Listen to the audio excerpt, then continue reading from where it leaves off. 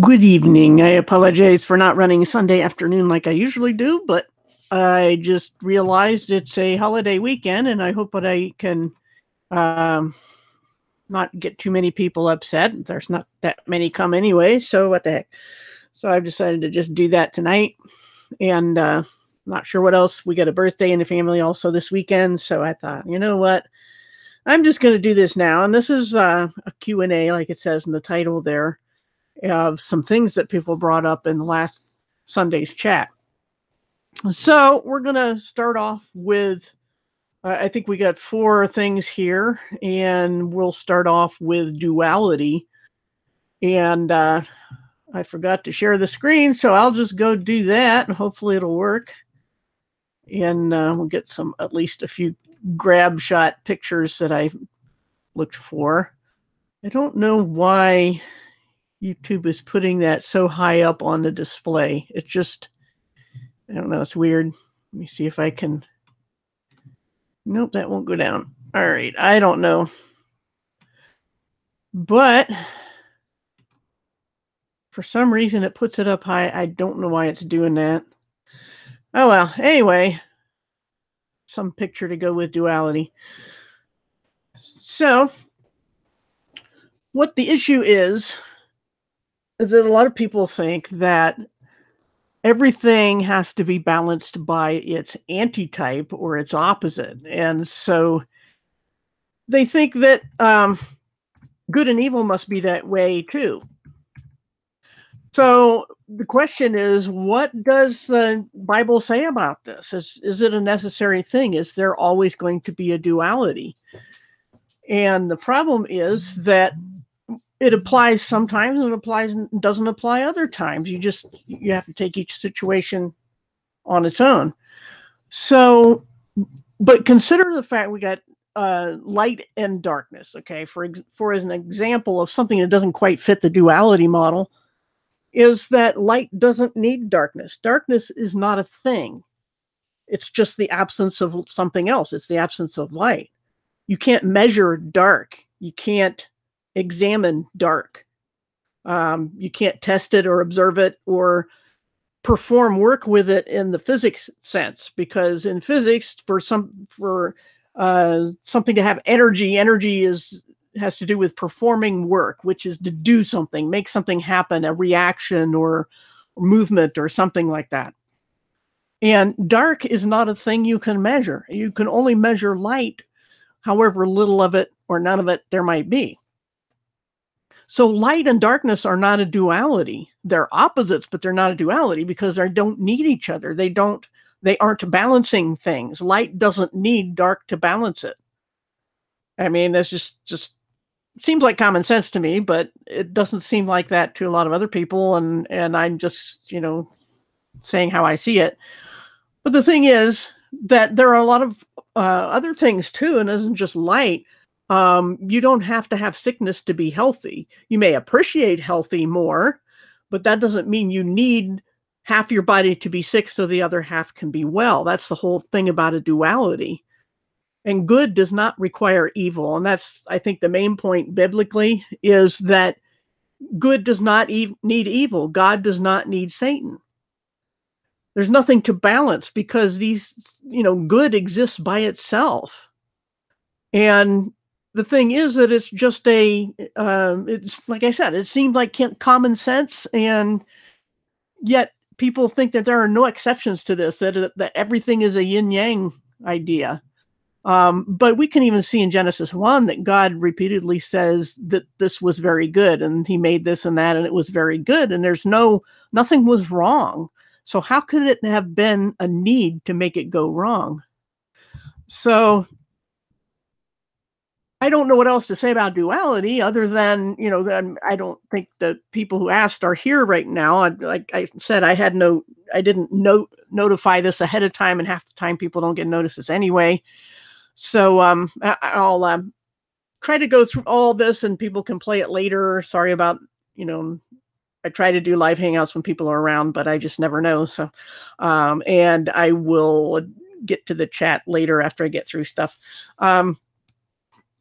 The thing is, I think I don't, like I said, I don't really have much more to say about duality because not everything needs its opposite. God, for example, didn't need anything, or he wouldn't have been God. He didn't need good and evil. He didn't need to make Satan. I mean, he didn't make him evil anyway. That was a choice. He made a free will being, but that's not the making of evil. And I know people are going to cite the verse in the King James that says God creates evil, good and evil, but the proper translation is calamity. And okay, I got to interrupt for the chat here because somebody has to go to bed. So, good to see you again. Yeah, a lot has changed since last I talked to you. I hope it's good that you have a different life now. And, all right. So hit me up sometime, private message, whatever. We'll catch up on things. Thanks for coming. So much for duality. Yes, you too. You be blessed too. We'll talk at you later. I should be around tomorrow. Anyway, so much for duality. Let's move on. Let me see if I can find which screen it is that has the next picture. Simulation theory. All right. This one would take a little more explanation, but I don't know if much more because I pretty well simplify things as much as I can, and I think this can be simplified too. I know that physicists like to complicate things, but sometimes they need to remember Occam's razor, which is more philosophy, but sometimes those two things blend together. But anyway, simulation theory is a hypothesis, an idea, a guess that all of what we call reality is in fact an artificial simulation or a computer simulation, to use something that we understand. In my opinion, it's an attempt to explain the supernatural without God. And God is replaced by a merely advanced intelligent form of life, like some teenage alien playing video games somewhere and just made us up.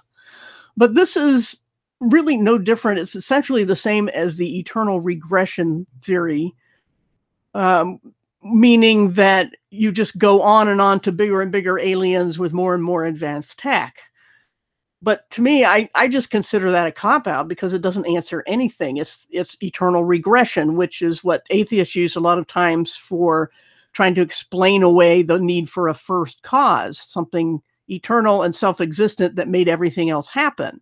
Or nothing could have ever happened, because if in the beginning there was nothing, then nothing could ever happen. So there had to be some first cause. Well, a lot of people will try to get around this by doing the eternal regression, which means it's just, well, we can conceive of infinity. Why can't it go in time as well and go back forever? But that's not an answer to a question. Like I said, I think that's a cop-out. It just moves the first cause to a place that can't be observed or tested. So how can that even be scientific? How can it answer any questions for a naturalist, especially?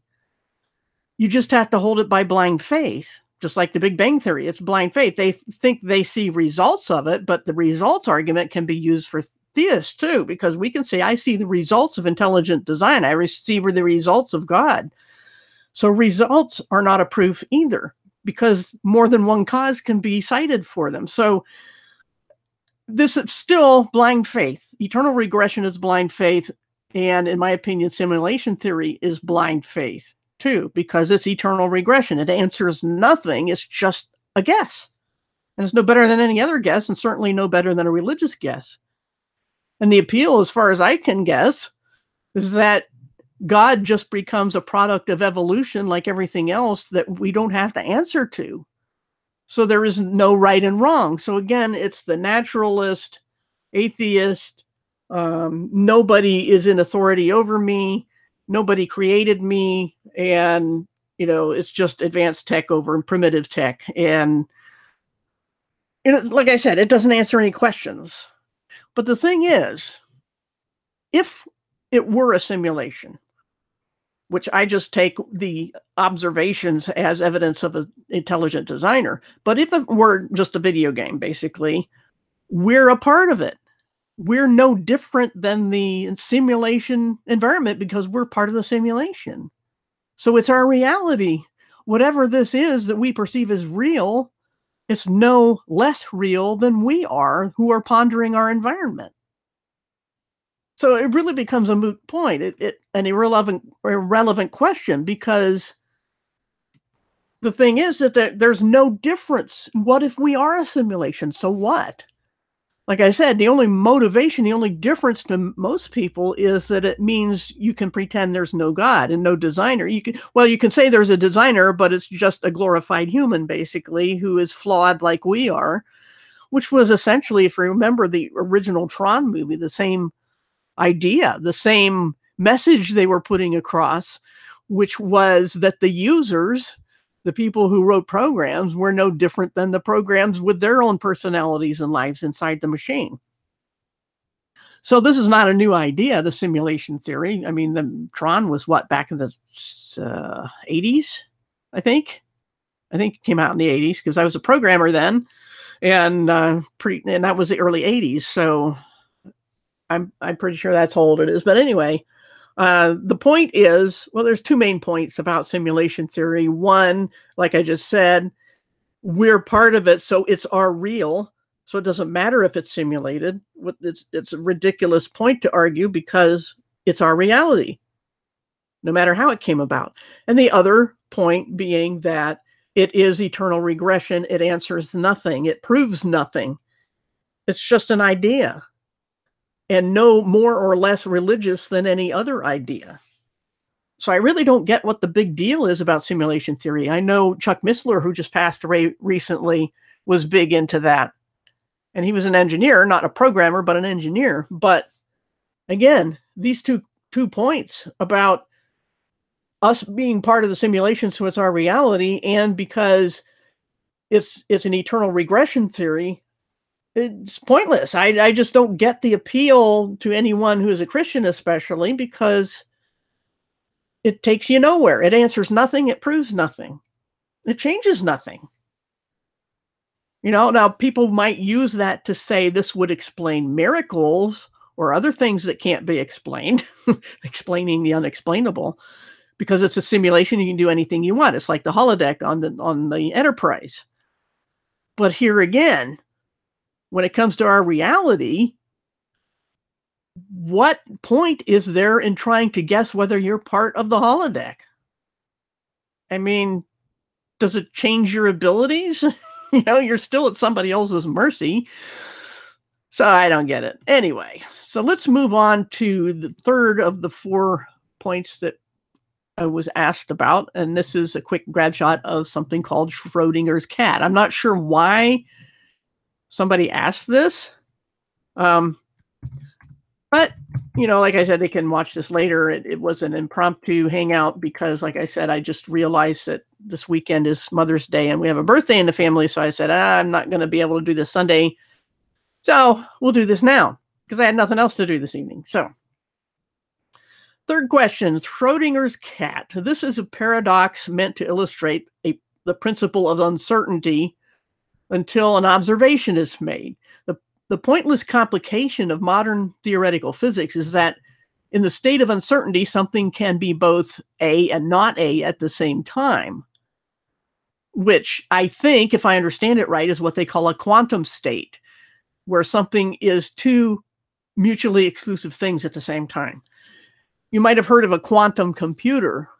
It seems on the surface, if you look at it, that it's able to physically hold quantum states, which is states that are neither on or off. They're somewhere in between, or they can be several different on and off states at the same time.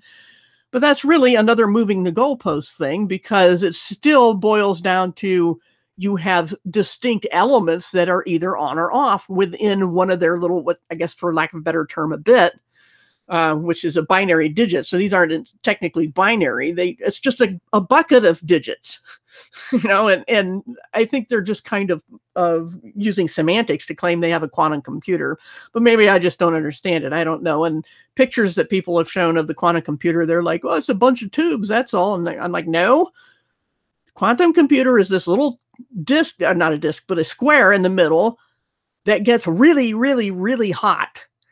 And so all those tubes do is cool it. That's all it is. It's a great big cooling container with a little chip inside that gets really hot. So that people just don't understand what they're looking at. But anyway, back to Schrodinger's cat and the quantum state, is that they're saying that until you observe the cat in the box, where what they're showing here is a device that will at some point break open a bottle which has a toxin in it, and you don't know, I forget which way it is, whether it's, you don't know whether this thing is going to break, or you don't know whether enough toxin will be released to kill the cat that they put in the box. So without looking in the box, you don't know if the cat is dead or alive. That's the uncertainty. But in quantum physics, magic, whatever, imagination, this means that the cat is both dead and alive, which is ridiculous. And I see this just as a feeble attempt to avoid the condition of I don't know. Science doesn't like uncertainty. They like to know. So instead of calling it we don't know, they call it both. Two opposite things. They say the cat is both dead and alive until somebody looks at it. And so it's just, I don't know. This is more of the shell game that quantum physics plays, in my opinion. But the paradox of the cat is meant to show the absurdity of the quantum state. Actually, I've read various reports on it and articles, and it's hard to say what the intention is of the not so much an experiment, but as a thought experiment, just an idea. But it's supposed to show how absurd it is to have a quantum state. In other words, the cat is either dead or alive. It can't be both. But quantum mechanics, quantum physics, if I understand it right, is trying to say, well, there are things in the physical realm at the quantum level that seem to be both at the same time, and we can't figure it out. But instead of saying we just don't know, we're going to say it's both. I don't get that. So it gets kind of into the double slit experiment too, because they're trying to figure out whether light is a particle, quanta is plural, quantum is singular. They're trying to figure out whether light is a particle, a series of particles, or waves. But when you think about it, it's just, what do they call that when the two wave mesh together, interference pattern. And if you drop two pebbles in water and the waves circle out from where those pebbles drop, they're going to interact. And those interaction points, if I understand it right, are what they're measuring when they measure as quanta. They think they're particles, but they're just interference patterns. So it is confusing, but the thing is, I think that, if you're trying to measure something like light by looking at it, which involves using light, it's like, isn't that like throwing a basketball at a basketball to see the basketball? It just, you're going to affect it, of course, but it isn't something magical about observation, which is what they seem to be pushing and I've heard anybody try to explain the double slit experiment. They're like, not only confusing, but it seems to me they're trying to invoke magic and saying it's, looking at it affects it in some way we don't understand yet. And we just have to trust us by blind faith because we're scientists, we're priests in white lab coats. So the whole Schrodinger's cat thing, in my opinion, is just an attempt to weasel out of the I don't know state in physics. So I don't know. I don't know. So far I did a little bit on duality, on whether or not everything is a duality and everything needs a balance, like does God need Satan and that sort of thing. I went through that. I went through simulation theory, which is not much more sensible than this third one, the Schrodinger's cat quantum state thing. So I guess the last thing I'll go over is a question that was raised about date setting in Bible prophecy, which there's so many different prophecy views. The thing is, somebody's going to get upset about what analogy I use, like this picture here, which you can't understand Bible prophecy without seeing it in the whole of the Bible and the whole of history as the Bible presents it. But so I kind of have to give some background here before I can explain what the problem is with date setting. because it does upset people, and rightly so. I mean, wrongly so, but it does upset people. So I'm going to try to just go over that real quick, not knowing exactly what the question was, why the question was asked last Sunday. So here we have a picture of dispensations, which is my viewpoint. There are a lot of people who disagree, so this won't matter to them, and they're typically not date setters anyway. They don't care or have any, belief in future prophecy. So what's the point in using one of those viewpoints to discuss date setting? Because they typically don't do it. Only futurists set dates. So you have to have a futurist view, which is typically dispensational. Within futurists, there are different views of when the rapture is, but it's still all futurism. So we're just looking kind of at futurism in general, but the date setting is typically by pre-tribbers, which is really contradictory, because I'm a pre-tribber and I am strongly opposed to date setting. So just to take a quick look at this chart here, this is all of human history as the Bible presents it. And this is sometime there was an age of innocence when Adam and Eve were created, but they did not know by experience good and evil. That's what the tree of the knowledge of good and evil was all about. It's not the tree of knowledge. It's not the tree of enlightenment. It's the tree of the knowledge of good and evil. They were innocent. Okay, and then they sin, and then we have the age of conscience. People will divide this up differently, but I kind of agree with this chart, so that's why I'm using it. An age when people had a conscience. They knew good and evil. That's what a conscience is. And then eventually came the flood. People used their free will and tromped on their conscience, as the Bible says, seared it with a hot iron, until God had to dispense with the human race pretty much. And also Genesis 6, we get into the giants thing and the corruption of the genome. But the Bible's reason for the flood is not necessarily corrupted genome, even though it says there were giants in those days and the Nephilim and all this. But the reason given for the flood is that the earth had become filled with violence. And it talks about people being violent and, among other things. So even though that is a huge factor in why it was violent and evil, the Nephilim and that kind of interference, the point is that the Bible gives the reason for the flood as the violence and just wickedness of one person to another. After the flood, this is the very beginning of human government in a very crude way at first. When Noah got off the boat, God says, okay, now if any person or animal kills a person, that person or animal must pay with its own life. That's a form of government. Really crude, really simple, but everybody was supposed to abide by this after the flood. Eventually it became more developed, and people, this doesn't cover the Tower of Babel and the splitting of languages and different people groups and all that through history.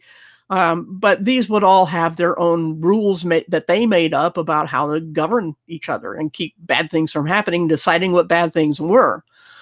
Eventually, God calls Abraham out of Ur of the Chaldees.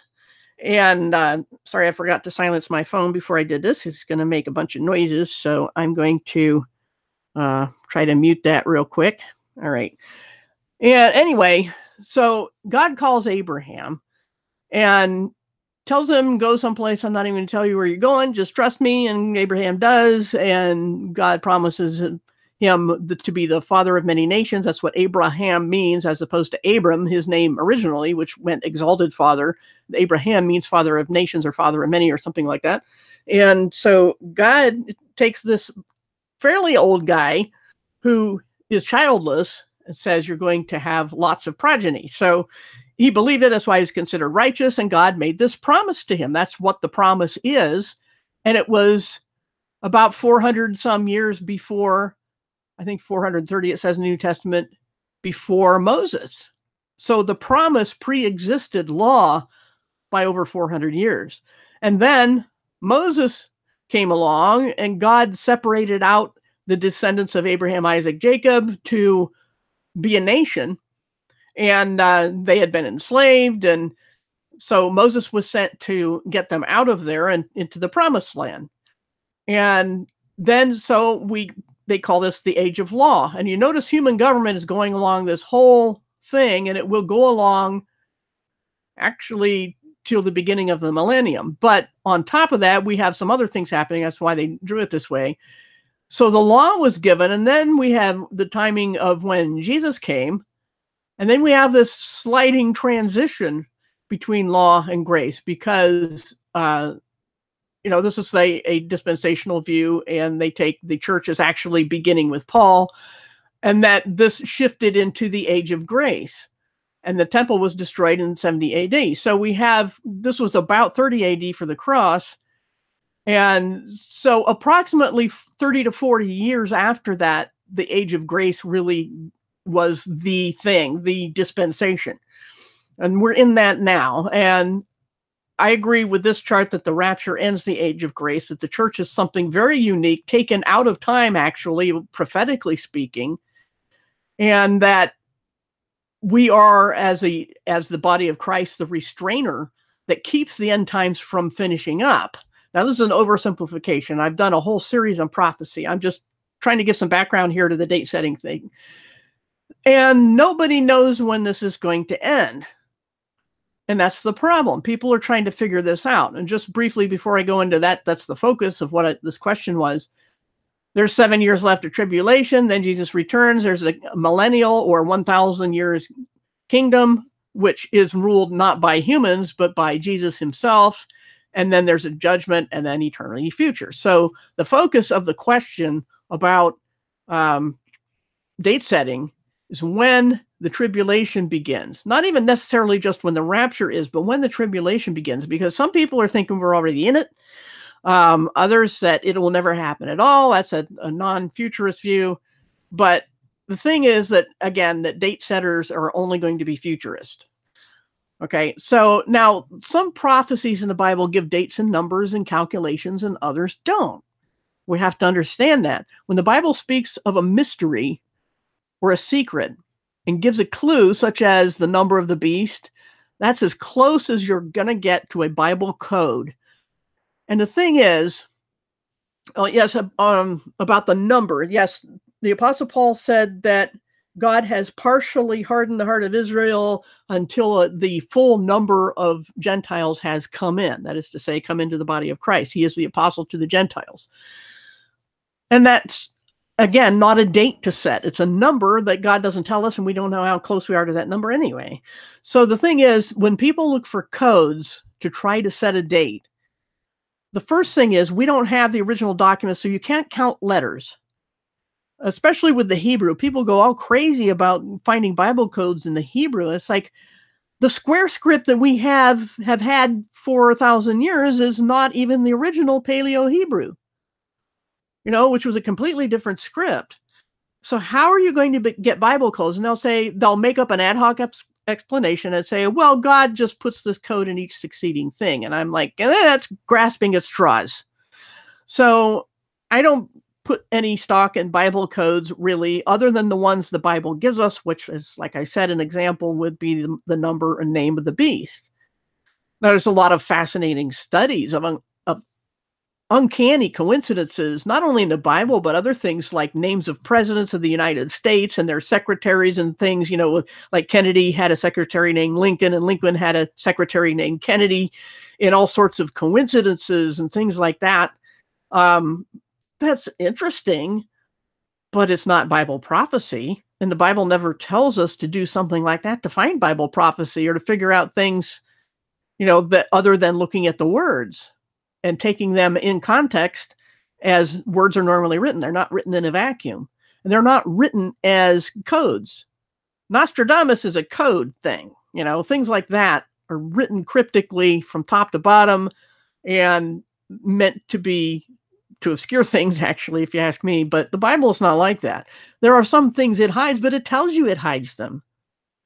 Okay, for example, in the New Testament, Paul says that the rulers, the powers, would not have crucified Christ if they had known what the church was and what was coming. I'm oversimplifying that too, but there are times when God hides things so that certain other things will happen. But we read it like in Hebrews, I think the first few sentences, which I don't believe Hebrews were written by Paul. In times past, God spoke to our ancestors in certain ways in different times and people, but in these last days, he has spoken to us through his son. It has a kind of an air of finality about it, like this is the end of things hidden. Okay, now there are visions of the future that we, are going to have to figure out, but even the Bible says about the mark of the beast, this calls for a mind with wisdom. The number of the beast is the number of a man, and it is 666. So, like I said, the Bible tells you when there's something to decode, but most of it isn't, especially not at our point in history. And there's this a verse, 1 Corinthians 4:6, which says, don't go beyond what is written. Now, I know in context what he's talking about, what Paul is talking about there, is that people shouldn't read too much between the lines. When he tells them something, they're jumping to all kinds of wild conclusions. But I think it's about, it can be applied to the fact of this Bible code thing, because nobody was doing that then. That's a fairly recent thing, or a non-Christian thing, or a non-Jewish thing.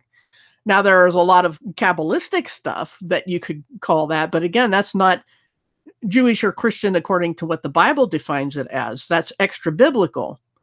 So I don't see, that code thing in the Bibles. Now, let me move on a little bit to how that relates to date setting, because people will use some kind of code that they're looking for to try to figure out when the age of grace ends and the tribulation commences. But we're told that it'll last 7 years, the tribulation, according to the prophecy of Daniel 9, the 70 weeks prophecy. We know in hindsight that 69 of those weeks have happened, and that they ended when Jesus was cut off, killed.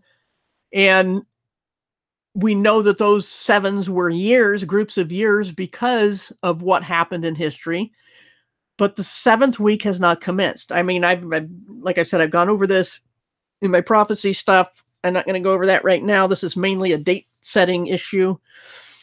So the thing is that there are 7 years remaining, according to Daniel 9, and Revelation is the unsealing of Daniel 9, which the whole book of Daniel, all the prophecies of the end times, Daniel was told to seal up because they concerned the distant future to him. But Revelation is, the word means to unseal, to unveil.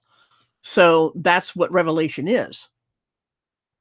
Anyway, we know it's 7 years. We know it's divided into two halves of 3.5 years. We know that each half is designated in a couple different ways. One is to say 42 months. Another is 1,260 days. Another is time times and half a time. That's a Daniel kind of expression. But they all mean the same, same amount of time, about 3.5 years. But we're not told when it starts. So there are definite timings and years and days and months that we can follow once that starts. Anybody who's looking at the Bible who's left here during the tribulation can follow the Bible and figure out when these things are going to happen. But we don't know when they start. That's the thing. There are general signs of the times to look for, but they still don't tell us even the year, much less the day or the hour. So we can't try to do something the Bible has not given us, which is the start of the tribulation. The problem is that many keep trying to divine the timing of the basis on the basis of Jewish feast, for example. And so if they don't do Bible codes, they'll do Jewish feasts. Jewish feast. Or they'll do the date of the establishment of the modern state of Israel. I mean, we're coming up this weekend, I think it's the 14th, on the 70th anniversary of the establishment of the modern state of Israel. A lot of people are very concerned about that, but I'm more concerned about what's going on in Syria, because that has prophetic significance, most definitely. If you look at Psalm 83, and I think there's like Isaiah 17 and things like that, where there is a cry among all of the enemies of Israel immediately surrounding its borders to wipe it off the map. And the oracle of Damascus, so-called, the prophecy or burden of Damascus, is that it will suddenly lie in ruins. Well, it's already really ruined, but there's still, like, I don't know, somebody said like 1 million people in the area. But the Bible says that basically, I get the impression that people of Judea will go to bed one night and wake up the next morning and Damascus is gone. It's a pile of rubble and nobody lives there, just animals grazing. Okay. What that means, how it happens, I don't know, but the Bible gives the indication that it happens suddenly, that people go to bed and there's 1 million people there and they wake up and they're all gone. And that seems to be on the brink of happening. So that to me is a great sign and a much bigger, more concrete sign than anything, even the establishment of the state of Israel. And a lot of people believe and subdivide that and say, no, it's more important than 1967 Six-Day War, because that's when Jerusalem was captured. And Jerusalem is far more important than the land of Judea. And the temple is far more important than Jerusalem. The Bible has like this concentric circles of importance in Bible prophecy, and the temple is at the epicenter. And around that, the first ring is Jerusalem, and around that is Judea. And so whatever is going on in date setting, we have to put what the Bible puts first. And some people, like I said, will use either those events when Jerusalem was captured or the nation of Israel was established or the Jewish feast to try to set dates or times. And some will use star constellation, like we had the thing last fall with the woman with the 12 stars and the sun and the moon and giving birth and the tear falling from her eye and all that. That's not a singular event, but it was, a big deal last year. And the thing is about signs, I said, even if it's a sign, if it is the sign, I don't think it was the sign, but even if it was a sign, signs point to something else. They point to something that's going to happen in the future or up ahead the road, not that something right now and right here. So I wouldn't have expected something to happen then anyway. But the thing is, when you go by the stars, you're really kind of on shaky ground. Okay, it can fit, but it doesn't have to. And the Bible doesn't cite that as a concrete interpretation of Revelation 12. Okay, that to me, the primary interpretation of Revelation 12 and the woman clothed with the sun and all that is that it's the nation of Israel. And again, I've gone over that in my prophecy stuff. I won't do that again. But these are things that people use to try to figure out the day and the hour.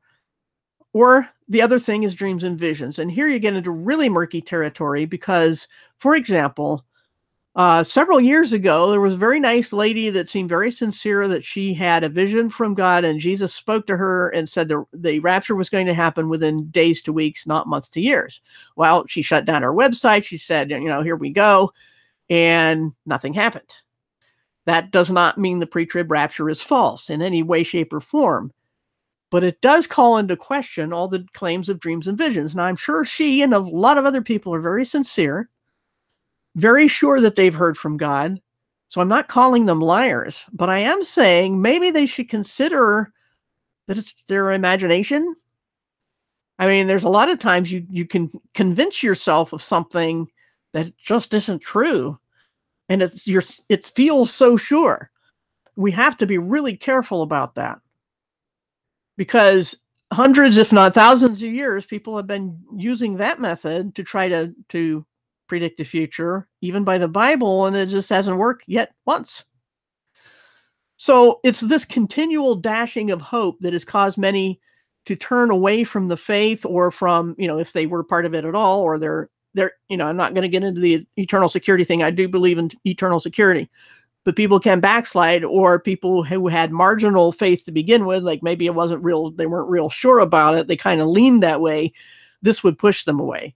But at the very least, it's very discouraging, and it's almost like trauma-based mind control when you continually have people on this roller coaster where there's like, oh, high watch date, high watch date, high watch date, oh, it passed, oh man, how disappointing, oh, here's another one. And this has been going on and on for years, at least. And like I said, it's this continual dashing of hopes that is really the core of the problem about date setting. It's not that the Bible is yanking you around. It's that people misunderstand it and misapply it. So, of course, critics will use this as a way to discredit the whole Bible and all of prophecy, and especially the pre-trib rapture. But date setting for the rapture, for the church, anything to do, because the church is not Israel. The church is out of time. The church is a new creation that is neither Jew nor Gentile. None of the Old Testament talks about the church. I mean, Paul said it's a mystery or secret that was revealed to him. That's why this chart has this sliding thing here between when Jesus went back to heaven, and then the Apostle Paul was literally knocked off his high horse and commissioned, and then eventually it came to the point where the temple was destroyed. Of course, Paul was dead by then. Even and the only apostle I think that survived after that was John, and the revelation was given in 95 A.D. But the thing is that this age of grace is a very unique thing. And I've gone over that in recent videos. And how can you have a date setting for an entity which is not seen in Bible prophecy before or after? It's just the church is not Israel. We're not in Bible prophecy. None of the prophecies is ever about the church. The 69 weeks of the 70 of Daniel were all about Israel. Why would the 70th be different? So how can you use anything to do with Israel, or even its feasts or its laws or its establishment as a nation or reconquest of Jerusalem? How can any of that be used to time the rapture? Now, timing the tribulation is where the key is, because the rapture precedes it, but not by much. Nobody knows how much. Maybe you can possibly set a year for the tribulation. But as I've said, people have been guessing wrong for a long time, and it's a bad thing. It'll get here when it gets here. And no amount of trying to guess the year is going to work, because so many times I've seen people be extremely confident that they knew which Jewish feast that the tribulation had to begin on, and which year, and this blood moons and Shemitah years and all these things have come and gone, and people were staking their lives on it practically, and all they managed to do was turn people off to this and to Bible prophecy, or even mar their faith in some way. So date setting is incompatible with the pre-trib rapture for sure, and with futurism in general, because things will happen when God says they'll happen, and it'll fit all the prophecies. That's all I can tell you. But date setting is something that we should not engage in. Rather, we should do what Christians of every age have had to do, or every generation, I should say, in this age of grace, is always be prepared for Jesus to come, always be doing what you're supposed to be doing anyway, and remember that you're not a citizen of this world anyhow. Once you've accepted that gift, you're adopted by God. You don't belong here anymore, but you have work to do while you're here before God comes to pick you up and take you to your new home. You have things to do, and we need to be busy doing those things. Primarily, our job is to be salt and light. Our job is to accept, once we've accepted that gift, then to try to convince other people to do the same. So, and I have to say again, when people say that Christians are supposed to be passive doormats that let people, that don't even raise an eyebrow when somebody burns the Bible in front of them, who would want to be that? Who would want to be that kind of a Christian? The Christians who are not showing any emotion when things like that happen, you have to really seriously wonder if the Holy Spirit can possibly live inside them. That spirit would grieve when those things happen. So anyway, a little bit of a tangent. But the thing is, date setting is a very bad idea, because it gives false hope. It's done it nothing but false hope all this time. And why is that our concern? Why is that our concern? Our concern is always to try to spread the gospel, because nobody knows how long they have here, whether it's the rapture and the tribulation or not, or just a normal lifespan or a tragedy or something like that. We don't know. So we should have a fire lit under us to go try to convince people to become Christians, so that whenever it's our time to go, we'll be ready and we'll have done the things we were put here to do. Because, as I said in a recent video, that you're going to be judged based upon what you did or failed to do in this life. So don't set dates. I mean, it is a problem, but it's not an argument against pre-trib. I'll tell you that, the pre-trib rapture. It's not an argument against that, because it's not a necessary part of pre-trib theology. And in fact, or eschatology, I should say, in fact, it's against it.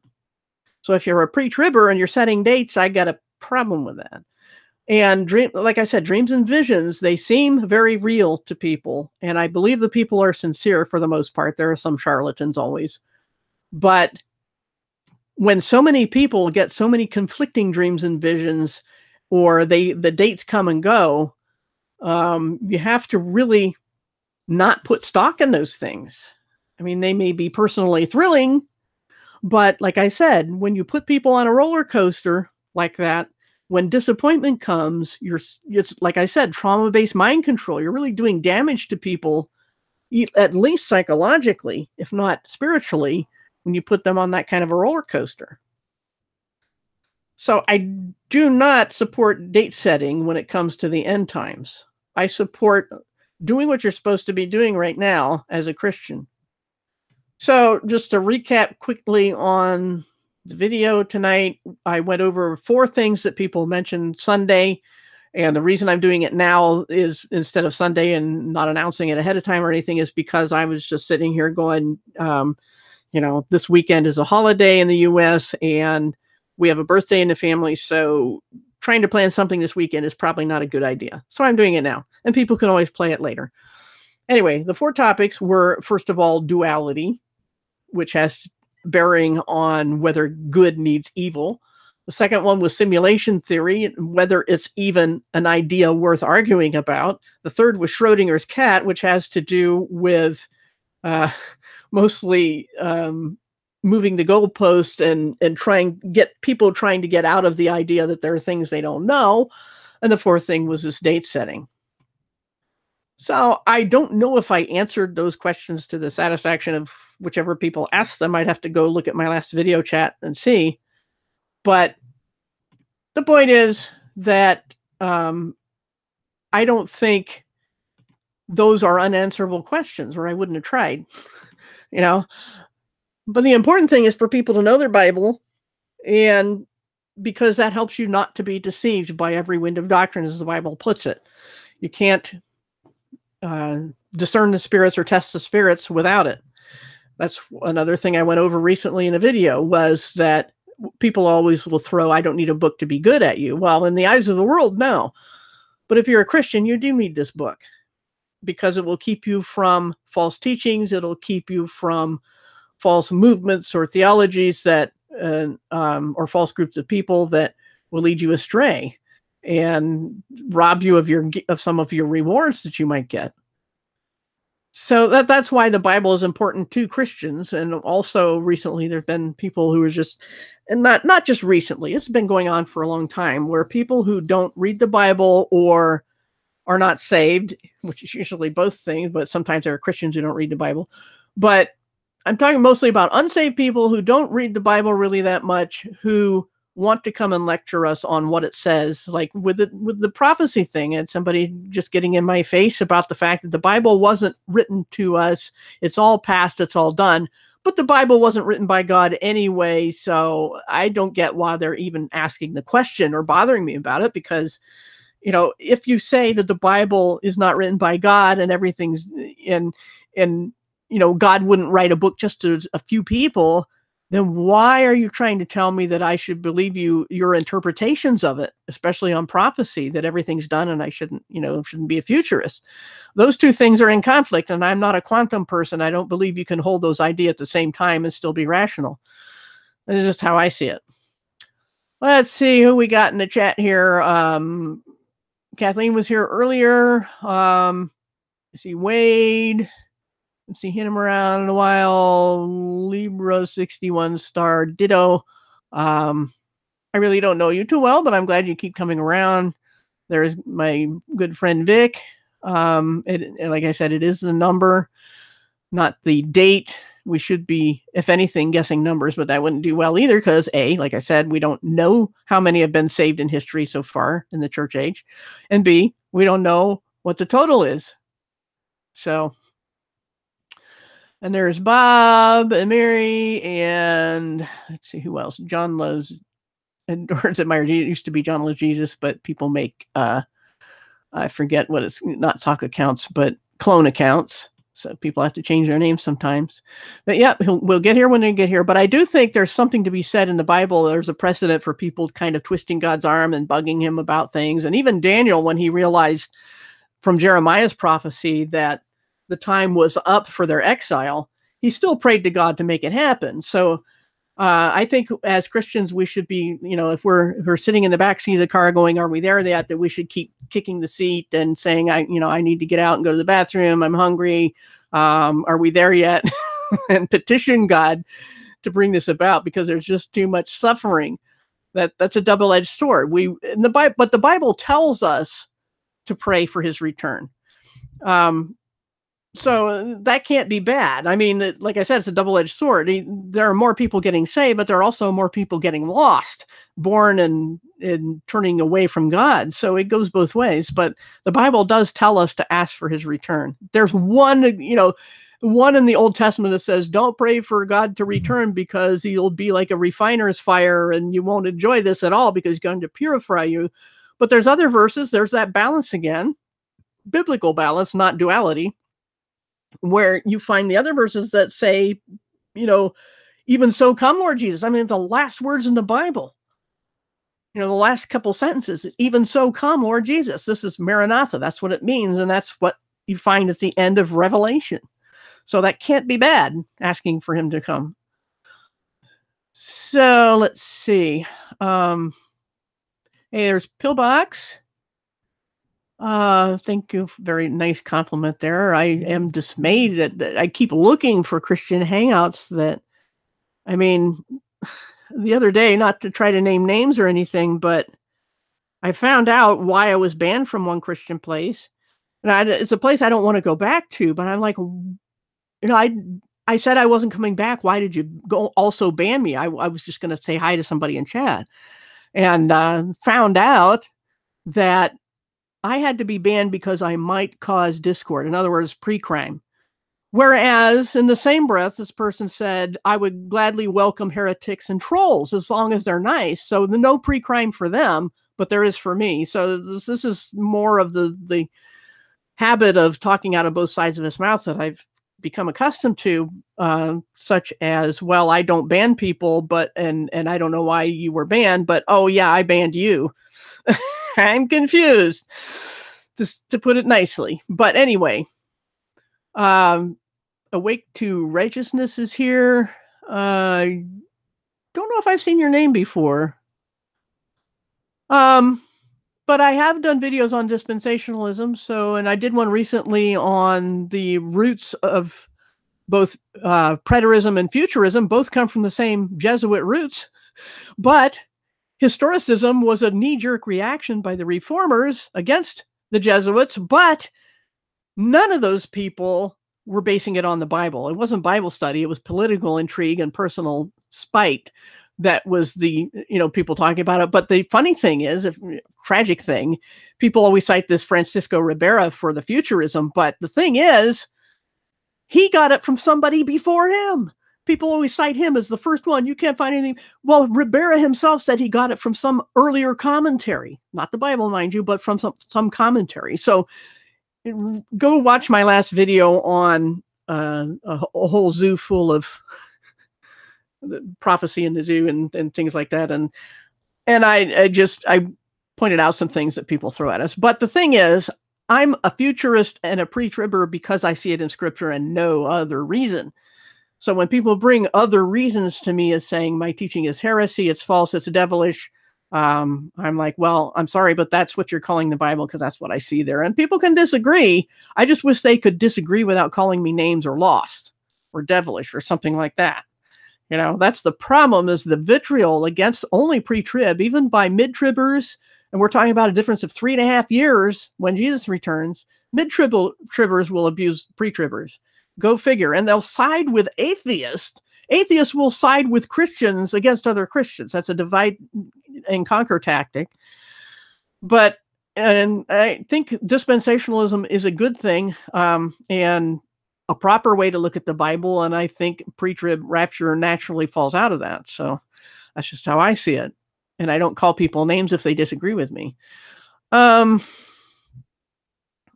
see. Like I said, I hope I got to the people who asked the questions. I don't remember exactly who asked what. Never refer to the Bible or to the Word of God as the Bible, whereas the Bible has been manipulated. Well, here's the thing. Bible is an innocent word on its own. It just is a book. It's just a collection of books. We have to call it something. And some people will argue the opposite and say the Word of God only refers to Jesus. But I don't have a problem that semantically with the use of words today. We have to call them something. And the thing is that the Bible is from God. And as far as manipulation goes, we have not original, but very early copies that are unprecedented in antiquity when you compare the Bible to any other ancient documents. We have like there's some parts of the Gospel of John from the 2nd century AD. The Bible was completed in the 1st century. So we have really good textual attestation support evidence for the Bible as being pretty good, pretty accurate, pretty authentic. Don't confuse translations with tampering, because there are tampering in translations, most definitely. But I've gone into that more on my website, so you might want to visit that sometime. I was banned from a certain channel. I was told, not directly, but I heard that it was because I might cause discord in the chat. In other words, like I said, it's pre-crime. The same person who used that rationale to ban me also said that they would gladly welcome trolls and heretics as long as they're nice. But apparently I'm incapable of being nice, so I was banned by someone who earlier had said he doesn't ban people, didn't know who did it. So I just stay away from there anyway. It's just more reasons for me not to go there. But I do have friends there. I'd like to say hi to them sometimes. That's all. But I guess that would be causing discord. So let's see. I'm not sure what channel Awake to Righteousness is talking about. This is my personal channel. The other one that I help run is Blood Always Finds Its Level. So I don't know if that's what you're talking about. I'm just not sure. Let's see. Yes, Pillbox does have a channel. If he did, yeah, he just answered that. Okay. Yeah, I help him run that because basically we're using 2 cans and a piece of string to run that hangout. Pillbox can't run it. He doesn't even have internet or a computer, so I do that for him. And I like to keep him company. He's my buddy. And the thing is, we don't even agree on prophecy and some other things, I guess. But what we have in common is what's really important for Christians to have in common.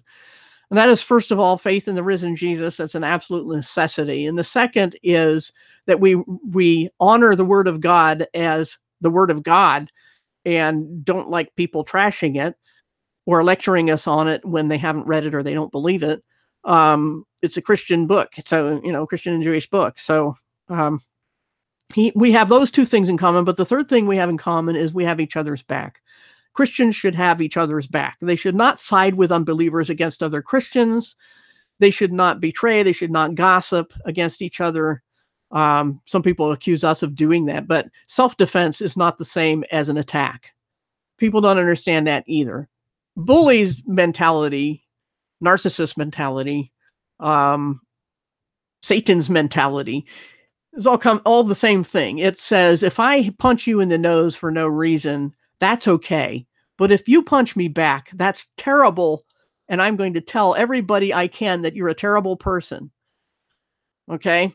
And so that's the mentality, is that if we expose gossip, then we're gossiping. That's how people are.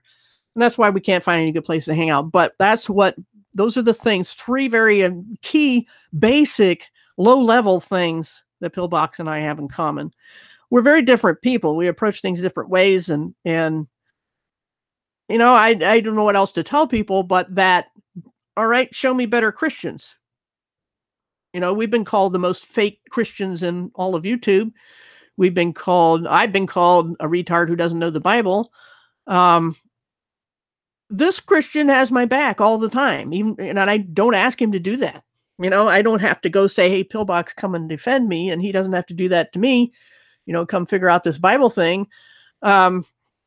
We just act this way because we're siblings. We're brother and sister in Christ, and that matters. And we're a family that looks out for each other. That's just how it is. It's supposed to be with Christians, but rarely is. I've got so many holes in me from backstabbing that I whistle when the wind blows, and he does too. So we band together because that's what Christians are supposed to do. Let's see, Nick Fogg. I think I've seen your name before in various forums. I don't know what you're talking about there. Oh, band. Yeah, I don't know. It has to do with, I think, some self-dishonesty on the other person's part. I don't know what the rationale is. I can't find rationale is the problem, or consistency. But without naming names, and I don't want to, because as far as I'm concerned, I've walked away from that situation. Walked away from a lot of situations because it's shaking the dust from your feet. I mean, if I can't fix something, and the more I try to fix it, the worse it gets, I just go away. And I've gone away from pretty much every other website on YouTube, every other channel on YouTube, except this one.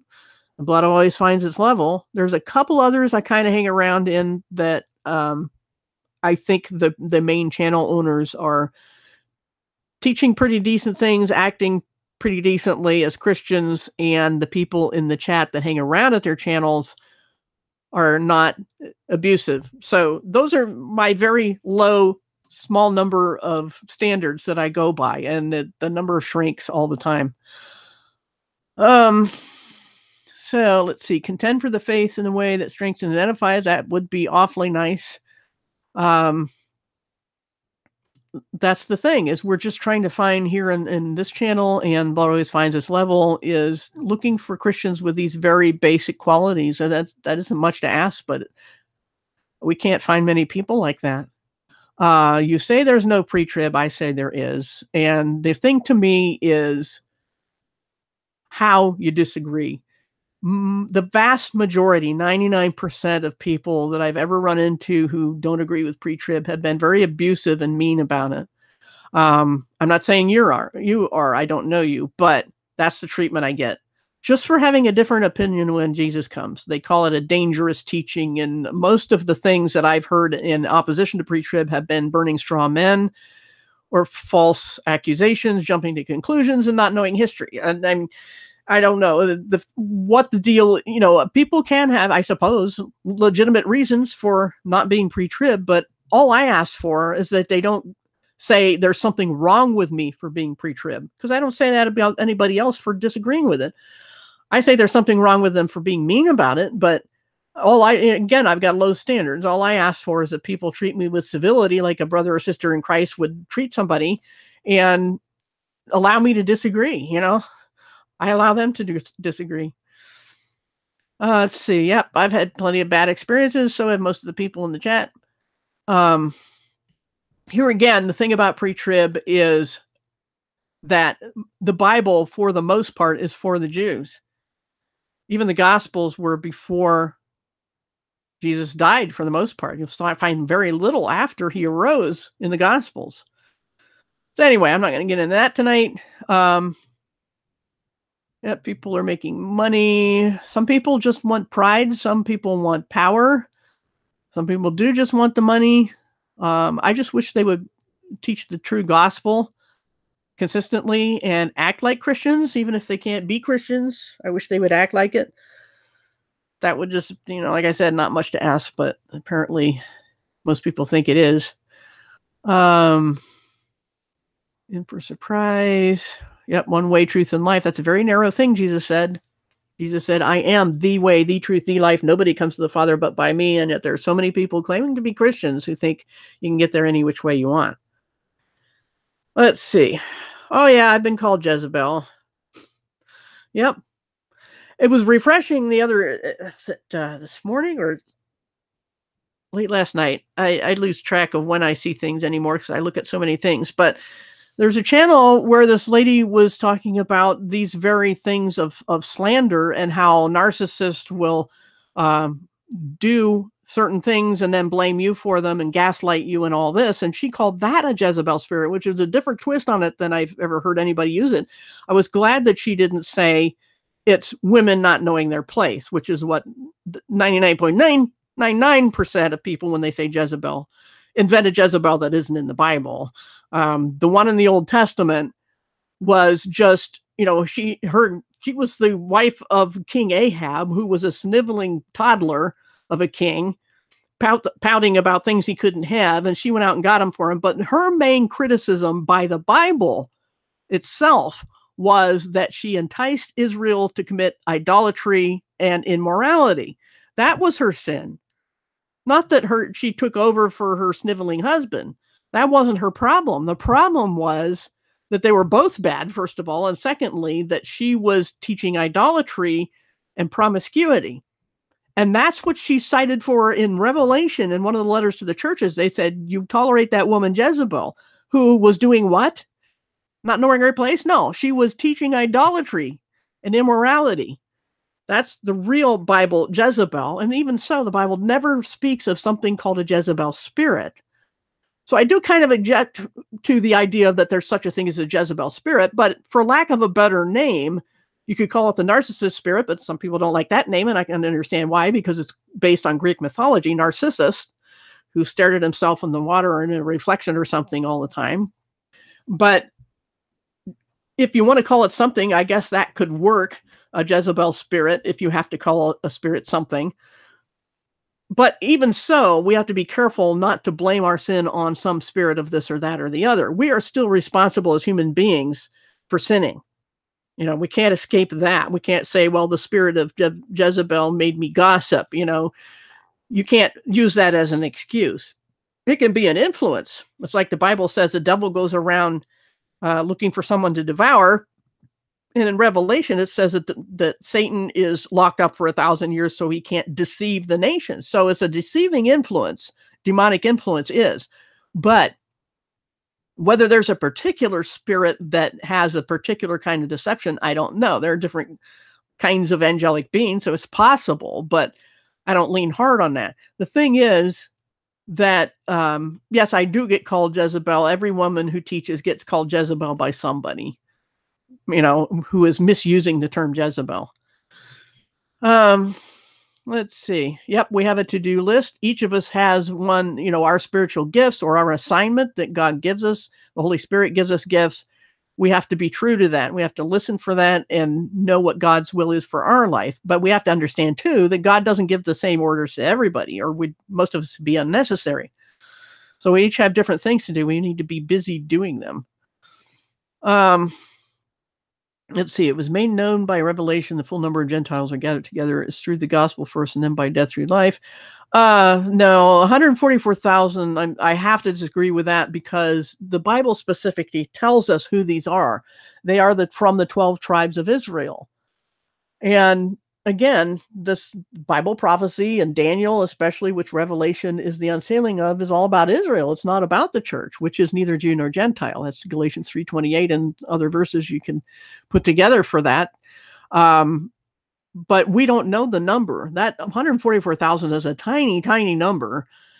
But Paul speaks of the number of Gentiles way before the revelation was even given. Nobody even knew about 144,000 when he said that. So the number of Gentiles is not in any way, shape, or form biblically supportable as 144,000. I just don't see any possibility of backing that up. But that is a Jehovah's Witness teaching. I don't know whether Nick is one, but That is what they believe. So it is not Gentile. I just can't see that support for that in the Bible, since we have explicit statements of them being Jews from the 12 tribes, and that these are only mentioned in Revelation, and which is way after Paul, who is the one who talked about the number of Gentiles. So that's where I'm coming from on 144,000. We don't know the number. He didn't tell us. Jesus didn't tell him to tell us, if he even told him. And once that number is reached, then God turns back to the Jews. But there are other verses to consider when it comes to the age of grace.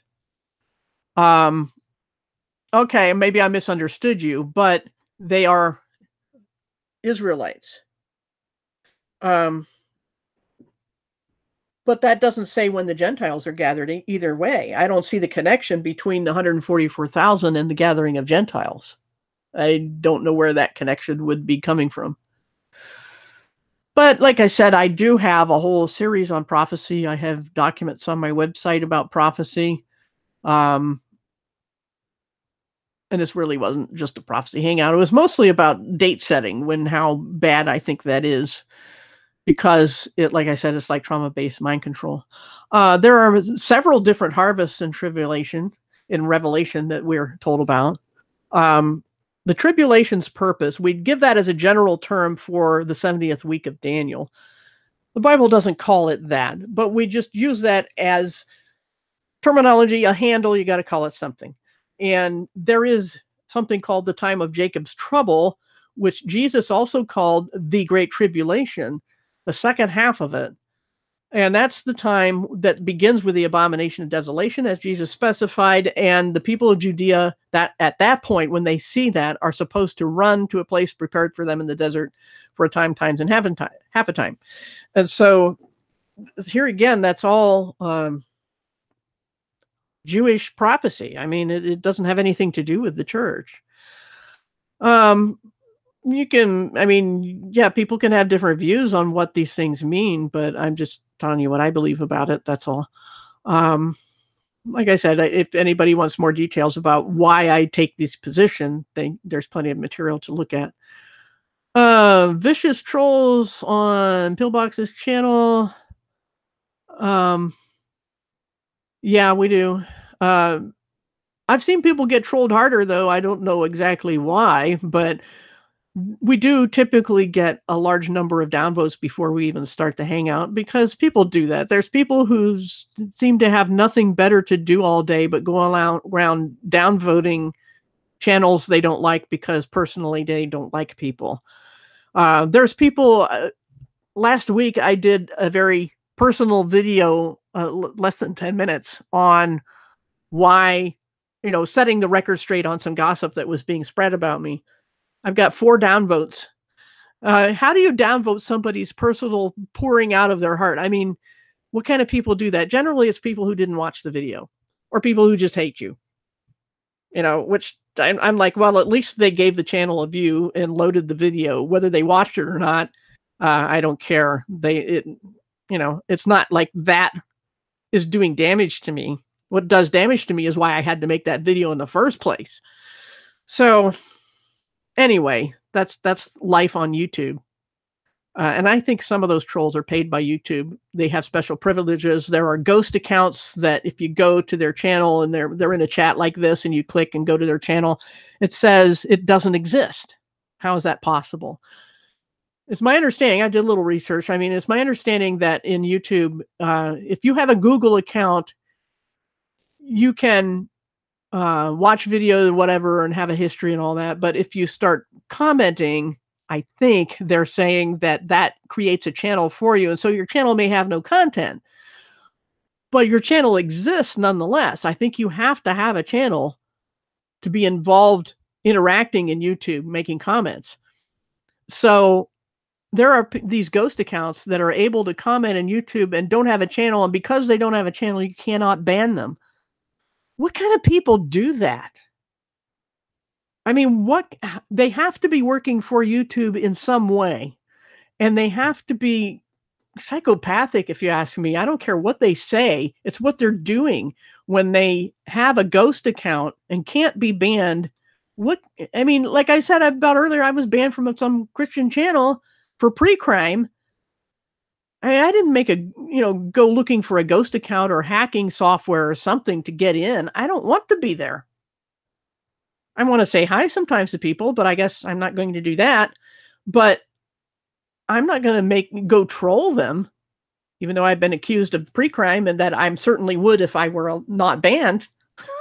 Go figure, that coming from a Christian. But anyway, enough about trolls.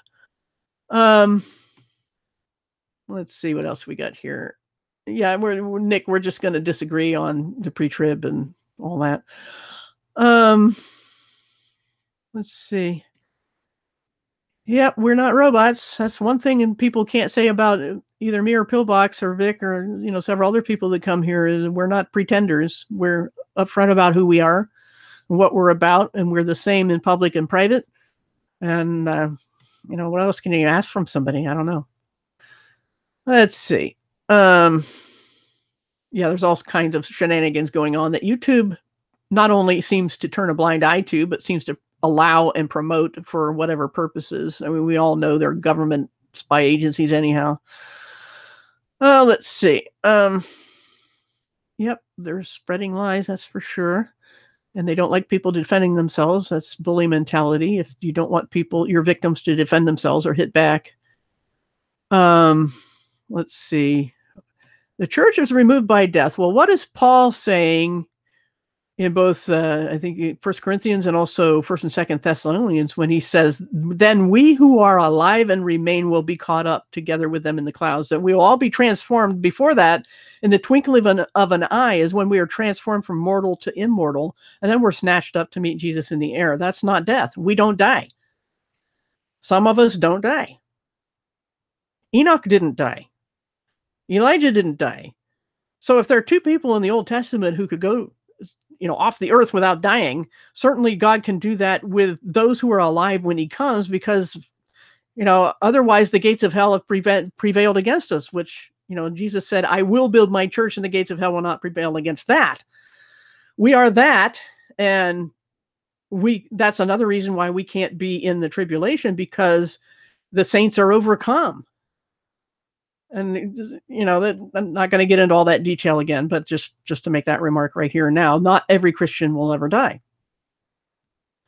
And yeah, not every saint is in the church, but everyone who's in the church is a saint.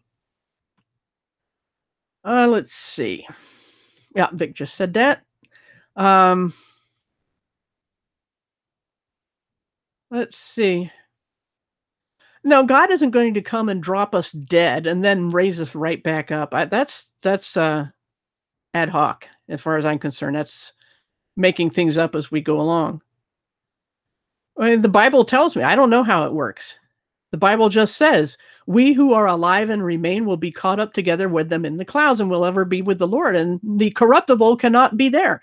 Paul explained that. I think that's the part in 1 Corinthians where he says this corruption must put on incorruption, and the dying must put on the not dying. You have to be immortal in your spiritual body that we were promised, like Jesus had after he rose from the dead. But not everyone is going to die. It says we will be transformed in an instant, in the twinkling of an eye, at the last trump.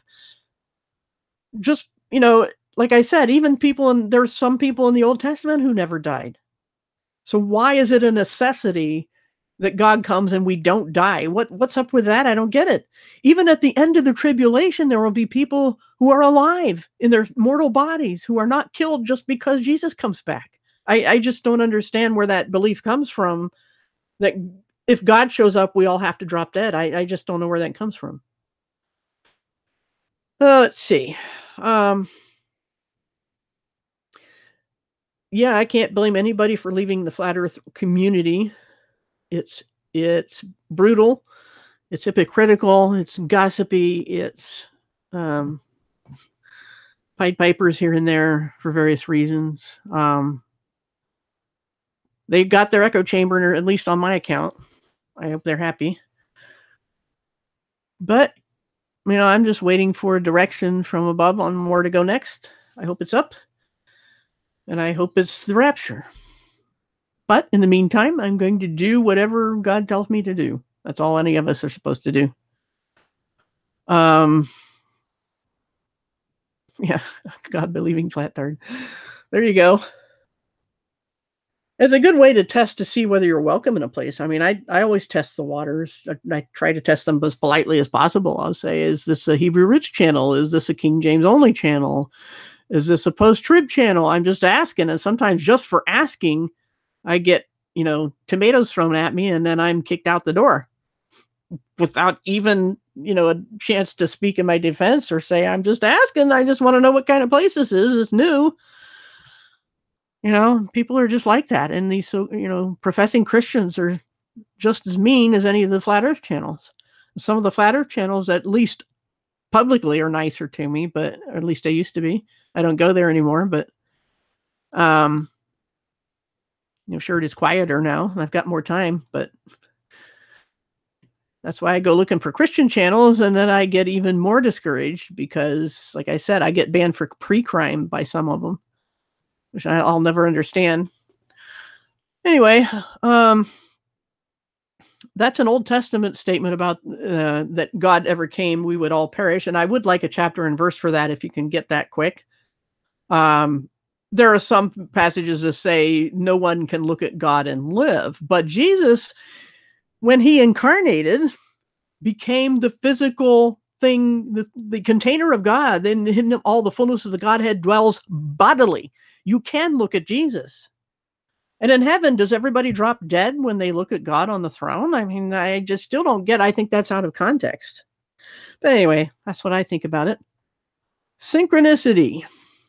I did kind of touch on that a little bit ago on simulation theory as being a possible explanation for that I don't buy, but that's what people use. I don't know what's up with that. It's intriguing. It's interesting, but I still say that, I won't, you can watch it later on what I said about simulation theory. I don't have a concrete answer for that. I just think weird things happen in this life. Yeah, there are some Christians who act more like the heathen than the heathen do. There are some heathen who really nasty and think they're really good. There's some Christians like that. It's an individual basis. Let's see. We are in a great deception. There's no doubt about that. But there's a saying I hate to use, but it gets right to it, is the devil's in the details. If you look at Bible prophecy in detail, there are things that have not even begun yet that mark off the 70th week of Daniel, which is the tribulation. And if those things haven't happened, then it can't be that yet. But we are told that things are going to get worse and worse, like birth pangs, that birth pangs increase in intensity and frequency.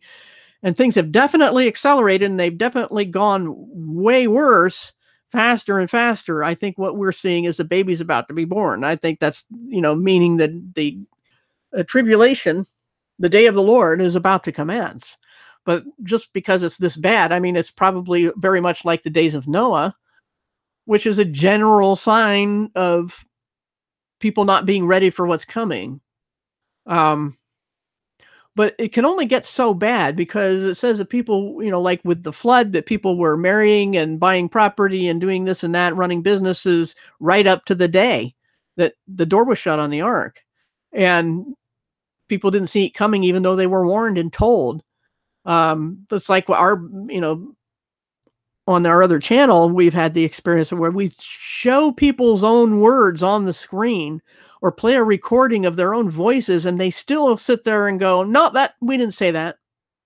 That kind of denial is beyond explanation and psychotic, if not demonic. I don't know if it's demonic, but it sounds like the kind of thing demons would do. But anyway, even if it's just psychotic, the thing is that it's extreme denial, and people in Noah's day were doing that. That's what we're seeing now. And I think that's why we're in the days of Noah, and why suddenly there will be sudden destruction, as the Bible calls it, and they will not escape. Well, what does that mean? If they will not escape, what will we do? We will escape. So anyway, yeah, I just, in general, pre-crime, Yeah, that's from the movie, oh, what was it called? Minority Report, where we can kind of get the modern day concept of pre-crime. Um, Pre-crime is actually, from that movie's definition, is when people were foreseen that they were going to commit a crime, so they were arrested on the basis of what they might do. That's what I mean when I use the term pre-crime. And that's what I was basically accused of and banned for on another channel without anybody telling me that's the reason that I was banned and that was the reason. Other people, they do something wrong and they're punished for it, banned or whatever, but I was banned on the basis of something I might do. That's why I called it pre-crime. Let's see. Jesus is the only way God could dwell with us. Right. But the thing is, it was still mortal flesh that Jesus was in. Or he couldn't have died if it wasn't mortal flesh, decaying, dying flesh. Well, you get mortal flesh from Adam and Eve. And people will make up reasons why Jesus had to be born of a virgin as that there's some kind of sin gene that only are passed down by men. But, Mary had a father. So she was a sinner. She said, God, my savior. So she was a sinner too. Her flesh was sinful. I've even had somebody go to the extreme length of trying to say that the women's eggs are sinless. I don't know where that came from. It came from thin air. Because not even science will say that. The Bible certainly doesn't say it. It just said Jesus had to be born in the likeness of sinful flesh, not that he had sinful flesh. That's a Gnostic teaching that flesh is sinful and evil, and that's why they didn't believe Jesus came in the flesh, because all flesh is sinful. They didn't care whether virgin born or not. It was flesh, and so it was evil. That's Gnosticism, and that's why the Apostle John said, whoever denies that Jesus came in the flesh is of the Antichrist. So he was fighting against Gnosticism in his day. So flesh is not evil. That's a Gnostic teaching, in my opinion, and I think it's a researched opinion. But yeah, Satan is the ultimate bully. Satan is where the mentality comes from that even when evidence is set before you, you deny it. You just deny it because you don't want it to be true. And that gets back into virtual reality. Some people actually believe, there are a lot of people like this, and we tend to call them snowflakes these days, that reality is whatever they want it to be. And it can change from one minute to the next. And if you don't match their reality, there's something wrong with you, not with reality and not with them. It's never their fault. That's a narcissistic trait. That's a satanic trait. It's never their fault. And like I said, the bully mentality, that kind of mentality is that they can start a fight and nobody's supposed to call them out. But if somebody does call them out or fight back, then that person, the victim who defends themselves, is guilty of every crime in history, and they turn everybody else against you. That's how they work. They gossip. They cause division. They tell lies about it. They'll tell anything, do anything to get everyone else against you, to isolate you and push you out. That's what they did to me. It's what they did to a lot of us. And you'd think they'd be happy, but no, they keep chasing us into our channel. We have to ban people because they won't leave us alone. And we said enough is enough. We're not playing in that sandbox anymore. We're done. They can't accept it. It's mental at the very least. Let's see. The only reason to even consider using pre-crime is if you left a trail. If you need watching because of your past habits, that's one thing. But if you're saying that somebody might do something that's not in that habit, that's pre-crime. I mean, I'm not in the habit of causing any more discord than anyone else causes when they have a disagreement. I don't call names. I don't make sock accounts. I don't have a ghost account. I voluntarily left a place that I wasn't welcome at. I mean, why stay in some place where nobody wants you around? And then I was, slapped with pre-crime. I just don't get that, and how a Christian can do that. It doesn't make any sense to me. Anyway, thank you. There's 99,000 people who say I speak absolute falsehood all the time. So very much appreciated. Is there anything else you guys want me to ramble about? I mean, I'm just kind of shooting the breeze right now because that's why I just decided to do this. Because like I said, I'm not going to try to do it this weekend because Mother's Day and a birthday in the family. So it's not a good time to make plans to do a hangout and shut everybody else out in the house. So, yeah, it would be, I try to be mature about things. I don't know who else you might be talking about, but there is spiritual maturity too. I mean, most of the time, we're just asking for normal worldly maturity in people where, there's channels where people just sit around and giggle at the stupidest things. Like they'll cut out like old Monty Python stuff. They cut out somebody's face and put it on somebody else's body and just laugh and laugh. And these are people in their middle age, they're like 40s or so, grown-ups. They do this a lot. I don't know. I guess there's a lot of reasons I'm glad I'm out of the flat earth realm. Of course, they'll take that as a conceited statement on my part, and I'm just like, you know what? If you're a grown up, you wouldn't be doing that. I don't want to hang around with grown ups who are doing that. I don't know, and that's not the worst thing by far. But yeah, I mean, making troll accounts, I just don't get it. Sometimes I could see if temporarily you just wanted to get somebody's attention and you can't because you were banned because somebody with a wrench just has a personal pet peeve and the channel owner doesn't know it and you have to get their attention. But even I still, because somebody would take that and run, I still will not make a sock account. I will not make, try to pass myself off as somebody else. There are times I forget that I'm logged into the Blood Always Finds Its Level channel, and I'll post stuff and I'll go, oops, I meant to post as just me, but it's not intentional. What's the best evidence against people who deny that Jesus ever existed? Even, I don't like to cite Wikipedia, but it's certainly not favorable to Christianity, and there's a lot of crap about Christianity in Wikipedia, but even they admit that Jesus existed, and they cite what they call the overwhelming consensus of scholars that someone named Jesus or Christus was baptized by John in the Jordan River and sentenced to death by Pilate. And these are real historical figures who nobody questions. And they say Jesus existed, Secular scholars will say Jesus existed. We have the eyewitness testimony of the 4 gospel writers, and they were cross-examined by more than one lawyer in history who decided to see if they were credible witnesses and found out they were, and some of them became Christians. One of those is Simon Greenleaf. You can look up his testimony of the evangelist as his documentation of his lawyer approach to the Gospels to see if these gospel writers, Matthew, Mark, Luke, and John, were telling the truth, whether they believed what they saw, whether they were credible witnesses. And that's a big deal in forensic evidence, is trying to figure out. And that's what Christianity is based on, forensic evidence. And a lot of people reject it because they just don't want it to be true. But I think for most people will tell you they saw Jesus or in some way they had an experience that they can't deny. And that's, what do they call that? Not circumstantial evidence. That is, what's the word for it? I just lost it. Oh, I think it starts with an A.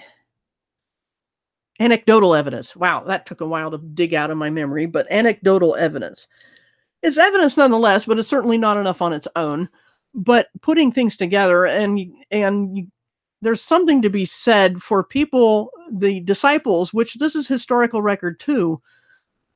All but one of the 12 disciples met a horrible death, tortured and killed, and many after them because they believed Jesus rose from the dead. Now, people can and have died for other things they believed to be true that maybe were not, but there's an awful lot of people through the ages who have died because they believe that Jesus existed. The thing is that when it comes to proof or evidence, there's more evidence that Jesus existed than George Washington and some other people that people will cite and say, look, if you believe that Plato existed, Aristotle, and you can't find writings that are 1,000 years from the time that they lived, and people still take that as these people really existed. Eratosthenes, we're not even sure if he existed. So why question whether Jesus did? It's a double standard, in my opinion. Let's see. Yes, everything gets hijacked. Let's see. Go back down. I scrolled back too far on the chat. That's what I would say offhand, just off the top of my head. Yeah, like I said, Wikipedia's article on Jesus says that Jesus existed. Someone named Jesus existed in Palestine. They call it Palestine, but in Judea in the 1st century, baptized by John and sentenced to death by Pilate. And so that's at least you could start there, because Wiki is not favorable to Christianity. It's a secular source. Now, some people will cherry pick the evidence or the scholars and say, and these scholars say he didn't exist, and therefore he didn't because I cited 10 of them. But you can find 10 or 20 or 30 more. Like I said, Wiki even says, and they may have some sources at the bottom of the article you can look for and look up yourself. The vast majority, they call it, that believe that Jesus existed. I would go that route. Planet X. I don't know what to say about that because it's so much speculation. And when it comes to, say you encounter a timer counting down, and the timer looks like it could go up as far as 1,000 years, you don't know what the timer was started at.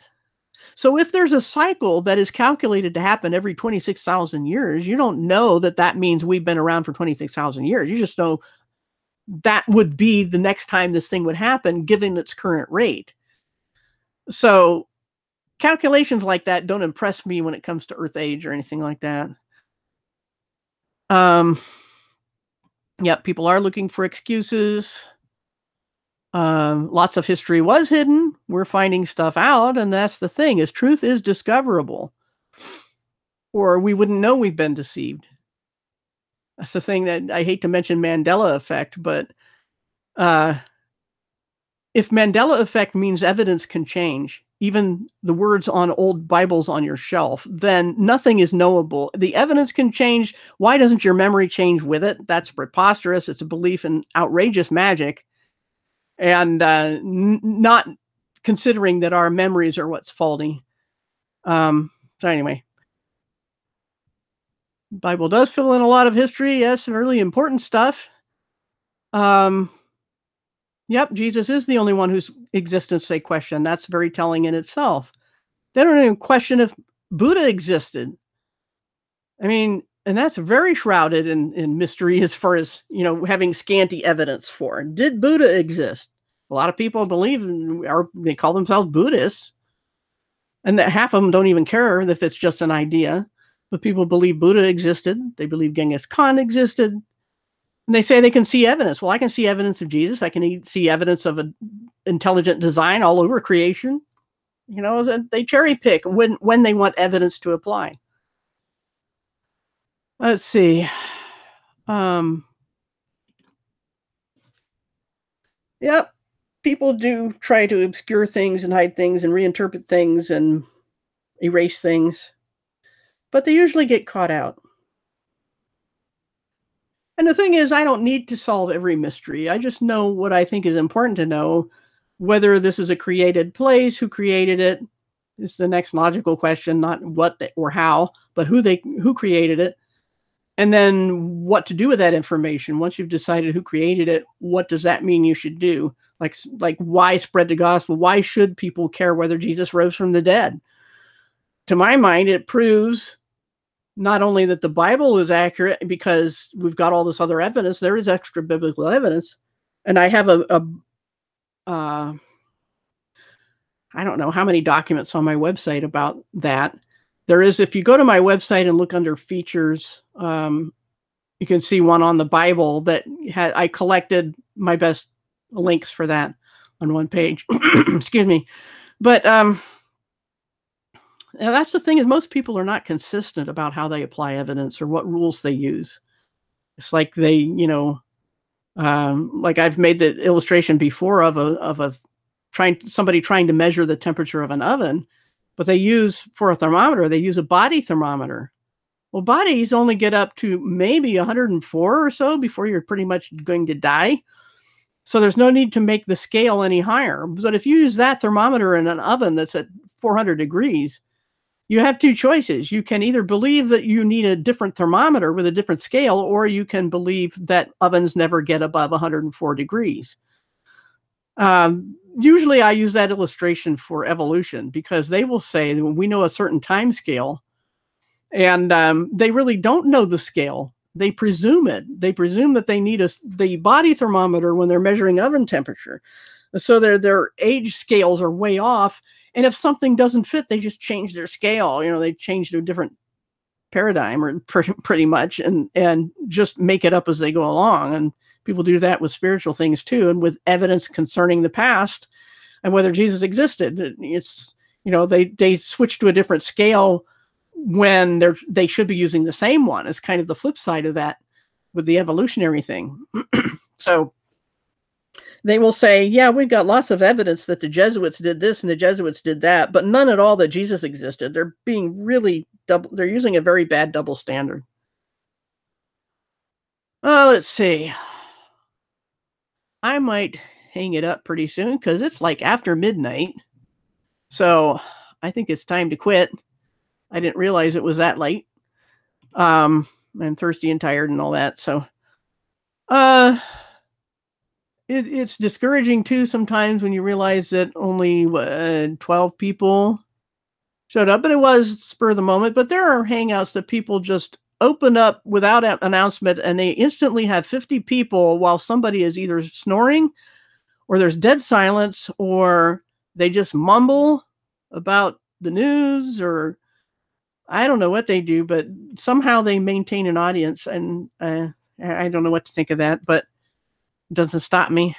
I'm going to say stuff just because I can. Anyway, if you missed the first part, you can watch it later. It should be up fairly shortly, within a half hour, I would think. And I will not be running this weekend because of that. And I'm not sure if I'll just keep running Sundays anyhow, because I get the same number of viewers no matter what I do. So anyway, thank you very much. I'm very happy you like the quality. It's just, I try to provide quality. Like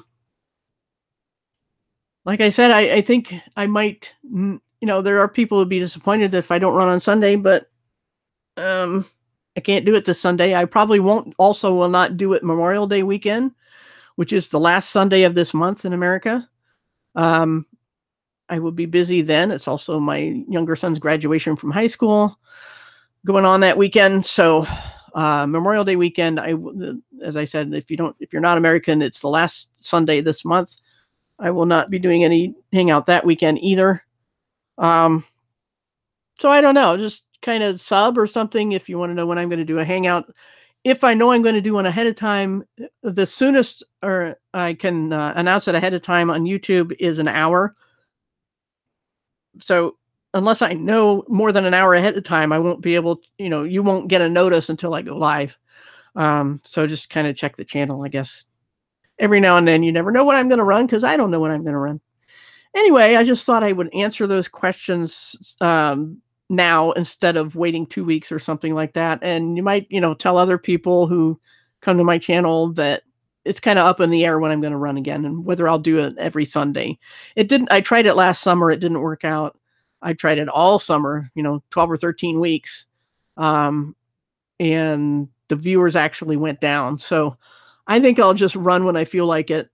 So you can always PM me or put a comment under the video if you want me to say something next time, whatever that is. And we'll see y'all later. Thanks for coming.